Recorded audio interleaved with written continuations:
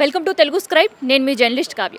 So ప్రపంచం మొత్తం కూడా ఇవాళ టీచర్స్ డే సెలబ్రేషన్స్లో మునిగి తేలిపోయిన పరిస్థితి. మరి తెలంగాణలో ఎట్లుంది అనేది ఒక్కసారి మనతో ఉండే ఉపాధ్యాయులతోటి మనం మాట్లాడదాం. ఎందుకంటే ఉపాధ్యాయుల దినోత్సవంలో గురువులను పూజించుకోవడం, గురువులు కూడా చాలా గర్వంగా ఉంటారు వాళ్ళ విద్యార్థులకి ఆ సెలబ్రేషన్స్ అందుకోవడంలో. సో గురువులకు సంబంధించి చెప్పాలంటే సంవత్సరం మొత్తం ఎన్ని పండుగలు ఉన్నా టీచర్స్ డే వాళ్ళకి చాలా పెద్ద ఎత్తున చాలా సంతోషపడే పండుగ.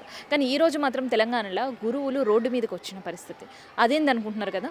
అవును, ఎందుకంటే రెసిడెన్షియల్ స్కూల్ స్ట్రెంత్ గురించి గత ప్రభుత్వం ఆలోచిస్తే ఈ ప్రభుత్వం మాత్రం రెసిడెన్షియల్ స్కూల్ని పట్టించుకోని పరిస్థితి. ఇంకా చెప్పాలంటే అసలు విద్యా వ్యవస్థ పైన ఎంతవరకు ఆలోచన ఉంది అంటే దానికి నిల్లనే నేనైతే సమాధానం చెప్తా. విద్యార్థి సంఘాలు కూడా అదే పరిస్థితి. ఎందుకంటే ఇప్పటివరకు మనకి విద్యాశాఖ మంత్రి లేని పరిస్థితి. సో అసలుకి మన విద్యా వ్యవస్థ ఎక్కడ పోతుంది అనే ఆలోచనలు ఉన్నాయి. సో ఒక్కసారి ఇవన్నీ కాదు, ఒకసారి గురువులతో మనం మాట్లాడదాం. ఇప్పుడు నేను మాట్లాడిచ్చే వాళ్ళందరూ కూడా రెసిడెన్షియల్ స్కూల్లో పొద్దునక రాత్రనక కష్టపడి పిల్లలకి చదువులు చెప్పే పరిస్థితి.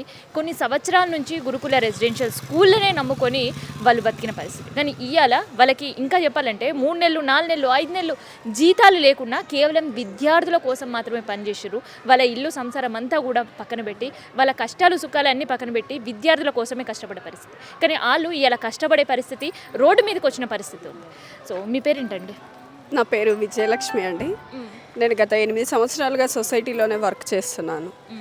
నేను 8 సంవత్సరాల నుంచి వర్క్ చేస్తే నా కుటుంబ పోషణకి ఇదే నాకు భారం. ఇది కనుక లేకపోతే నా కుటుంబం నిజంగానే ఆత్మహత్య అవుతుందో ఏమో అనే భయంతో ఉన్నాము. సో ఈరోజు టీచర్స్ డే రోజు అనేది మాకు ఎంతో సంతోషాన్ని ఇచ్చినటువంటి రోజు. ఆ రోజు పిల్లలతో మేము సన్మానం చేసుకుంటాం, వాళ్ళ ఒపీనియన్స్ వింటామని. కానీ అదే రోజు మేము బయటికి వస్తామని ఎన్నడూ కూడా అనుకోలేదు. సో ఈరోజు మేడము, ముఖ్యమంత్రి అయినటువంటి రేవంత్ రెడ్డి గారు, సెక్రటరీ అయినటువంటి వాల్గు వర్షిణి మేడం గారు ఈ స్థితికి అయినటువంటి నిర్ణయం తీసుకుంటుందని మేము ఎప్పుడూ అనుకోలేదు. మాకు మేలు చేస్తారనే కోరికతో ఉన్నాము. సో మమ్మల్ని విధుల్లోకి తీసుకోమని ఆమెను అభ్యర్థించడం జరుగుతుంది.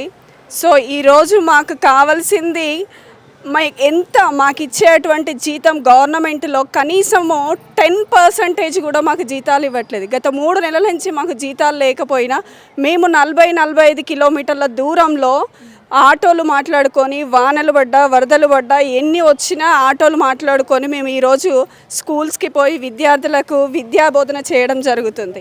ఎందుకంటే ఒక పూట లేకపోతే వాళ్ళు ఎంత నష్టపోతారు, వాళ్ళకి సెక్యూరిటీ లేకుండా పోతుంది అని చెప్పేసి మేము మా కష్టం ఎంతున్నా, మా పిల్లలు ఎంత చిన్న పిల్లలు అయినప్పటికీ కూడా వాళ్ళ కోసం అంటూ మేము 600 మంది మా కోసం నమ్ముకొని బతుకుతూ ఉంటారని చెప్పేసి మేము వెళ్ళడం జరుగుతుంది. అయినా కూడా మా మీద ఇంత జాలి దయ లేకుండా, ఒక్క చిన్న మాట కూడా లేకుండా రాత్రికి రాత్రి ఇంతమందిని తొలగించి రోడ్లపై మా బతుకులు వేయడం అనేది మాకు అసలు తీరని లోటు అని చెప్పుకోవాల్సి వస్తుంది మేడం. సో ఈ విషయాన్ని మేడం మీరు త్వరగా నిర్ణయం తీసుకోగలరు, మేము రోడ్న పడకుండా చూడగలరు. మాకు ఇదే పోషణ భారం అయిపోయింది. మా కుటుంబం నడవాలంటే మేము కంపల్సరిగా ఇది చేసుకోవాలి. ఇది మాకు ముఖ్యమైనటువంటి, మా పిల్లలు మా ఫ్యామిలీలన్నీ రోడ్ల పడిపోతాయి. మాకు మరణమే శరణ్యం అవుతుందో ఏమో అనే భయం ఉంది. ఆ భయాన్ని పొడగొడతారనే నమ్మకం మాకుంది మేడం. సో కొత్త సర్కారు చాలా హామీలు ఇచ్చారు, అవన్నీ మేము అడగట్లేదు. ఉన్నదాన్నే మేము చేసుకుంటున్నాము. పోనీలో ఏదో ఒకటైతే మాకు గవర్నమెంట్తోని వస్తుంది కదా అని అనుకున్నాం. కానీ ఉన్న ప్రభుత్వం ఇదలా చేస్తుంది అనుకొని ఎప్పుడు అనుకోలేదు. సో నేను ఒక వికలాంగుల్ని మేడం, నేను ఒక హ్యాండిక్యాప్డ్ అయినా కూడా కష్టంతో నేను పోతున్నాను. నా శక్తికి మించినది నేను చేస్తున్నాను. అయినప్పటికీ కూడా ఏది లేకుండా పోతుంది. ఇది లేకపోతే మాత్రం మరణమే అవుతుంది కావచ్చు అనేది నా లేదు. మీరు ఎప్పుడు కూడా అట్లా ఆలోచించవద్దు. ఎందుకంటే చాలామంది విద్యార్థులకు మీరు ఒక ధైర్యం చెప్తారు, ఆత్మహత్య చేసుకోవద్దని కావచ్చు, వాళ్ళ మూడ్ని రిఫ్రెష్ కావచ్చు, ఎగ్జామ్ స్ట్రెస్ లేకుండా చేస్తారు. మీరే ఇట్లాంటి ఆలోచన ఇస్తే ఎట్లా? ఆలోచన ఇస్తుంది అంటే వాళ్ళకు మోటివేషన్ చేసేటువంటి ఉన్నది, ఒపీనియన్ ఉంది. కానీ ఇప్పటికీ అది లేకపోవడం జరిగింది. ఒక ధైర్యం ఇచ్చే మనిషికి ఇంకొకరు ధైర్యం అనేది ఉండాలి మేడం. ఆ ధైర్యం కూడా మాకు లేకుండా తీసేసి పారేస్తే మేము ఎవరి అండతో బతకాలి? ఇప్పుడు ఎక్కడికి వెళ్ళాలి? ప్రైవేట్ స్కూళ్ళకు పోతే తీసుకోరు, బయట పని చేయడానికి ఎక్కడా లేదు. మేము రోడ్ల మీద ఏమన్నా చిల్లరగా బతుకుదాము అన్నా కూడా మాకు పెట్టుబడి లేదు. ఎలా బ్రతకమంటారు? ఎలా బ్రతకాలి అది కూడా చూపించండి, ఆ సోర్స్ చూపించండి. ఇలా బ్రతకండి అని మాకు పెట్టుబడి ఇవ్వండి, ఇస్తే మేము అలా బతుకుతాం కావచ్చు. ఇన్ని సంవత్సరాలుగా ఇంత చదువులు చదివి ఇన్ని సంవత్సరాలుగా సొసైటీలకు మేము సేవలు అందించిన కనీసం కూడా మాకు కృతజ్ఞత లేకుండా రాత్రే ఇన్ని వేల కుటుంబాలను ఇక్కడ దాకా తీసుకొచ్చారు, ఈ రోడ్న పడేశారు. ఎలా మేడం? మీ పేరేంటండి? శ్రీలత, మీరు ఎక్కడి నుంచి వచ్చారు? హనంకొండ. హన్మకొండ. సో అసలు టీచర్స్ డే రోజు ఇట్లాంటి పరిస్థితి నాకు అడగడానికి కూడా చాలా ఇబ్బంది అనిపిస్తుంది. మేము రెగ్యులర్ వాళ్ళు వస్తే పోతామని అనుకున్నాం, కానీ ఇట్లా అందరినీ రిమూవ్ చేస్తారని అయితే అనుకోలేదు అసలు. సో అసలు ఇట్లాంటి డెసిషన్ అంటే ఎలక్షన్ కంటే ముందు గవర్నమెంట్ చాలా హామీలే ఇచ్చింది. ప్రత్యేకంగా మహిళల గురించి మహాలక్ష్ములు అన్నారు, మహారాణులు అన్నారు, అండ్ మీరు చేసే కష్టానికి సరైన వేతనం ఇస్తా అన్నారు. అసలు వేతనం అందుకు ఎన్ని నెలలు అయింది మీకు? ఇప్పుడు 3 నెలలు అవుతుంది అయినా వర్క్ చేస్తున్నారు. వర్క్ చేస్తుంది. మరి ఇట్లా టర్మినేషన్ సంబంధించిన మెసేజ్ తెలిసిన తర్వాత ఏంది మీ పరిస్థితి? అసలు మెసేజ్ ఇవ్వలేదు, మాకంటూ మెసేజ్ ఏమి ఇవ్వలేదు. ఇవ్వకుండానే మెసేజ్ ఏం తెలియదు. ఏం తెలియదు. ఇప్పుడు ఏమంటున్నారు అసలు? మమ్మల్ని రిమూవ్ చేశారు. ఏమనట్లేదు, అంతే వెళ్ళిపోండి అని చెప్పారు, అంతే రిమూవ్ చేయమని చెప్పారు అనేసి చెప్పారు, అంతే ఏం చెప్పలేదు ఇక మాకు. అంతే అంతే. ఎన్ని సంవత్సరాల నుంచి పనిచేస్తున్నారు? మేము ఇప్పుడు 8 సంవత్సరాల నుంచి చేస్తున్నాం. 8 సంవత్సరాల నుంచి చేస్తున్నాం. ఎక్కడ ఎక్కడ చేస్తున్నారు? హనంకొండనే. మరి ఏంది ఇట్లా గవర్నమెంట్ డెసిషన్ ఏమనిపిస్తుంది? ఇప్పుడు గవర్నమెంట్ ఏమంటుందంటే కాంట్రాక్టర్ అవుట్ సోర్సింగ్ తీసుకుంటామంటుంది. మేమేమంటున్నామంటే మమ్మల్నే సీనియారిటీ వైజ్ అందులోనే తీసుకోండి, కాంట్రాక్టర్ అవుట్ సోర్సింగ్. మేము ఉన్నాం కదా, ఇప్పుడు మమ్మల్ని రిమూవ్ చేసి కొత్త వాళ్ళని ఎట్లా తీసుకుంటారు? ఎక్స్పీరియన్స్డ్ మళ్ళీ మీరు. మీ పేరేంటి? అఫ్రీన్ మేడం నా పేరు. ఎక్కడి నుంచి వచ్చారు? హనంకొండ. ఏంది గవర్నమెంట్ ఇలాంటి సడన్ డెసిషన్ ఎప్పుడైనా ఊహించరా? లేదు మేడం, అస్సలు ఎక్స్పెక్ట్ చేయలేదు. చాలా హోప్స్ ఉండే మాకు ఈ జాబ్ పైన. అంటే మినిమమ్ గవర్నమెంట్ అంటే జనరల్గా ప్రజల సంక్షేమాన్ని కోరుతుంది కదా, బట్ ఇట్లా సడన్ డెసిషన్స్ తీసుకొని మమ్మల్ని ఇబ్బంది పెట్టి, మా ఫ్యామిలీస్ని ఇబ్బంది పెట్టి వాళ్ళు ఇంత దూరం రావాల్సి వస్తుంది అనుకోలేదు. ప్రాబ్లం అవుతుంది మేడం చాలా. నాకు చిన్న పాప, తను ఫీడింగ్ ఆపముందు నుంచి చేస్తున్నా. ఇప్పటికి 6 years ఉంది ఎక్స్పీరియన్స్, బట్ ఏం ఇన్ఫర్మేషన్ లేదు, సడన్గా తీసేశారు. చాలా ప్రాబ్లమేటిక్గా ఉంది, ఇంట్లో కూడా చాలా ప్రాబ్లంగా ఉంది.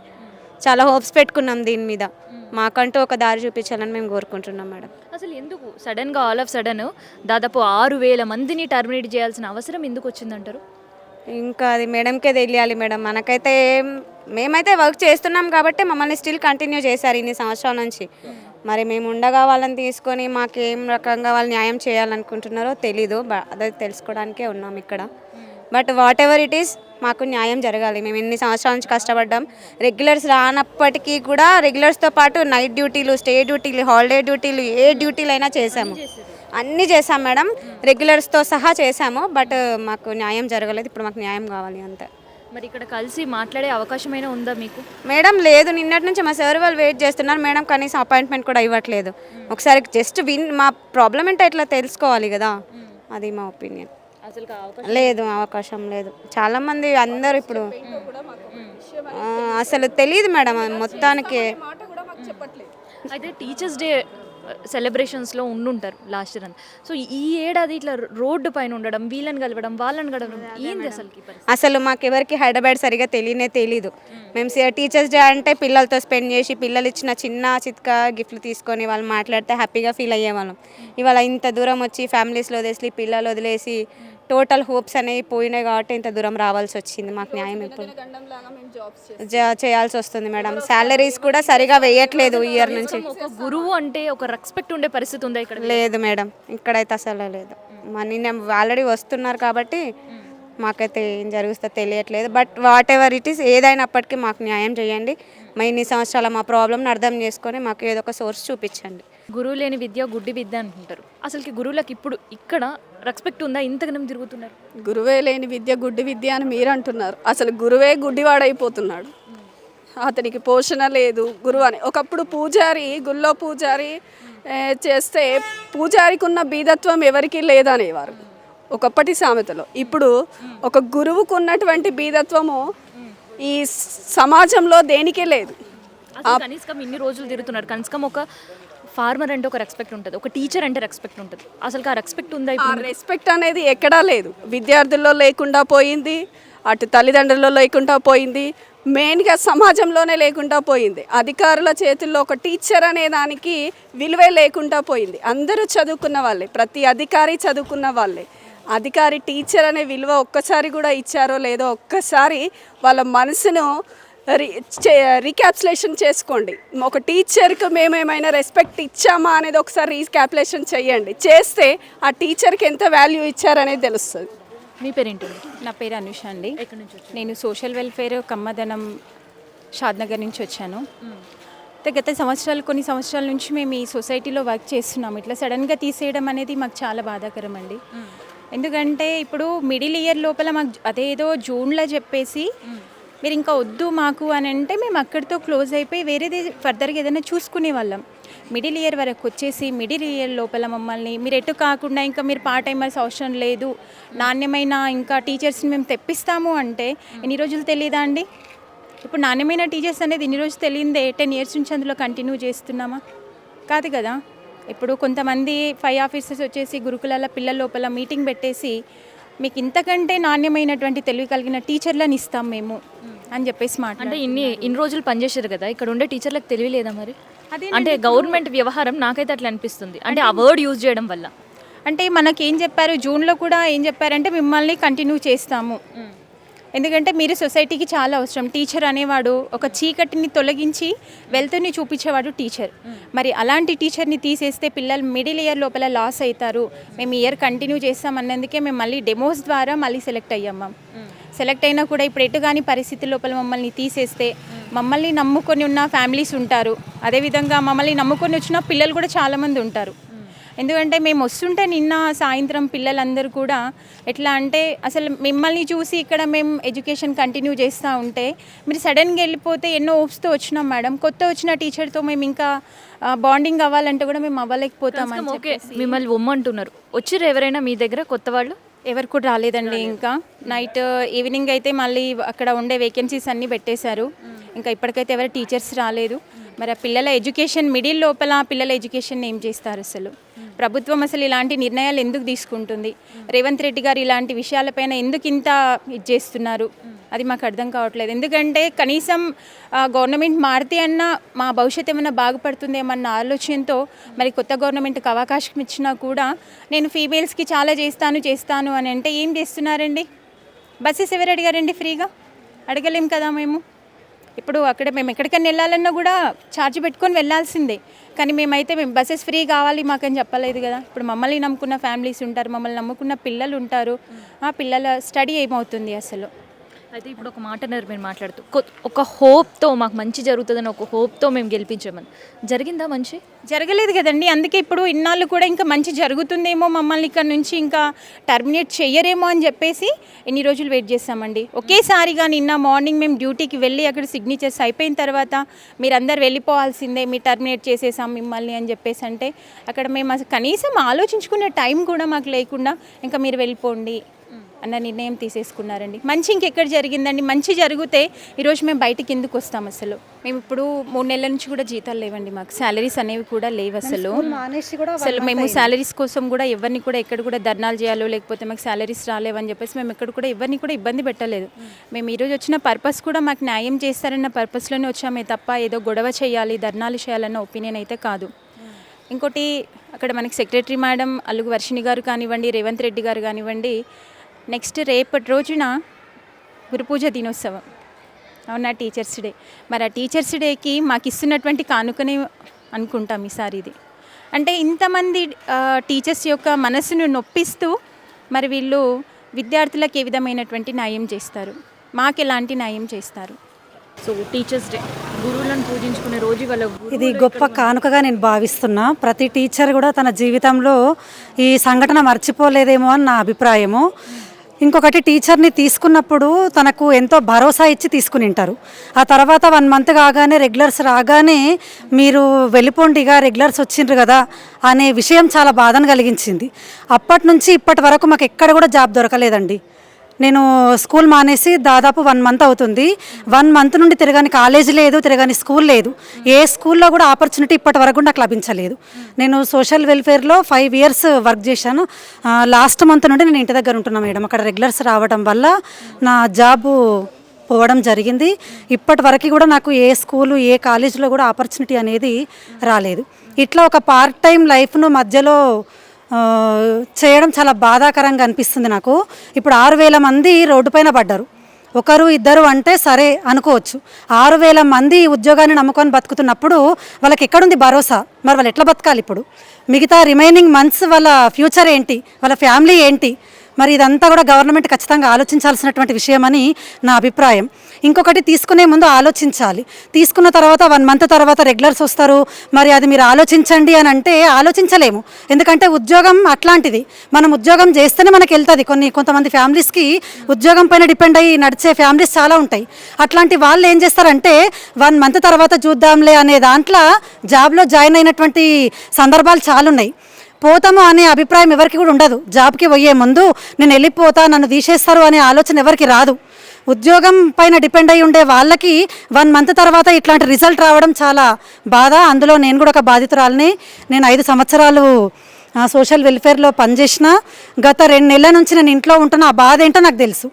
సో కొత్త సర్కారు వచ్చిన తర్వాత మార్పు జరుగుతుందని చాలామంది ఆశపడ్డది. ఆ మార్పు ఇదే అని నేను భావిస్తున్నా. ఇంతమంది ఉద్యోగులను నిరుద్యోగులుగా రోడ్డు పైన నిలబెట్టినటువంటి సర్కార్ కాంగ్రెస్కే దక్కుతుందని నా అభిప్రాయం. ఇది చాలా బాధ. ప్రతి కుటుంబం కూడా ఎంతో బాధపడుతుంది. సరే, ఆడపిల్ల అంటే ఇంట్లో ఉంటుండొచ్చు, తను ఎట్లో టైంపాస్ చేస్తుండొచ్చు, కానీ ఒక అబ్బాయి తన కుటుంబాన్ని పోషించుకోవాలి. ఇది గవర్నమెంట్ చాలా గమనించాల్సినటువంటి విషయం. పార్ట్ టైం అయినా తనకు వచ్చినటువంటి జీతంతో తన కుటుంబాన్ని నడిపిస్తుంది ఇక్కడ ఒక పురుషుడు. అట్లాంటి పురుషుడు ఈరోజు ఎక్కడున్నాడు అంటే రోడ్డు పైన ఉన్నాడు. మరి తన ఫ్యామిలీ విషయం ఏంటి? తను ఎట్లా పోషించుకోవాలి? తన కుటుంబాన్ని కావచ్చు, తన పిల్లల్ని కావచ్చు, తన ఉద్యోగానిపైన డిపెండ్ అయ్యే తను ఈ రోజు వరకు బతికిండు. మరి ఇప్పుడు తన పరిస్థితి ఏంటి?